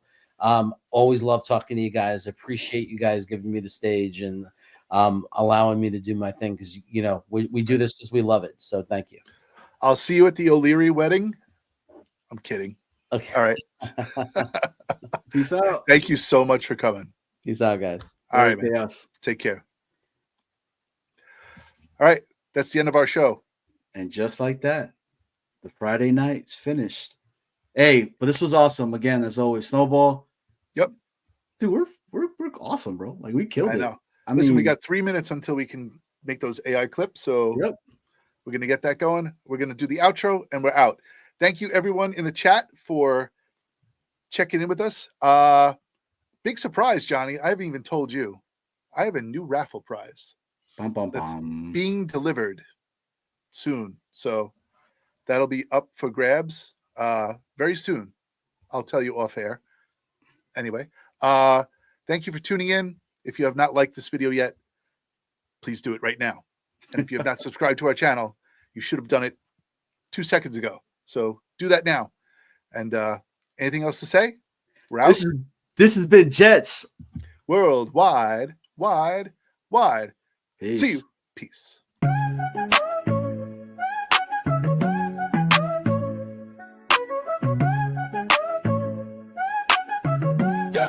Yeah. We started off as Titans, and now we're the Jets. The start of every season always starts with the sweats. Vinny T, Brett Favre, Aaron Rodgers, what's the deal? Don't even try to tell me that the curse ain't real. We're coming for you, run, nothing high. Snowballing Johnny Boy, it's Jets worldwide. Why? Yeah, like and subscribe.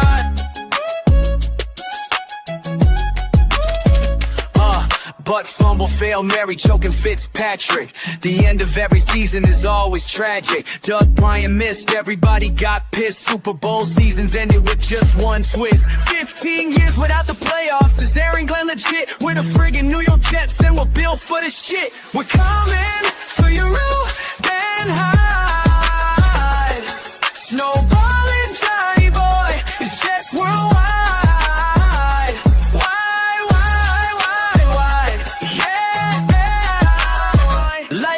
subscribe.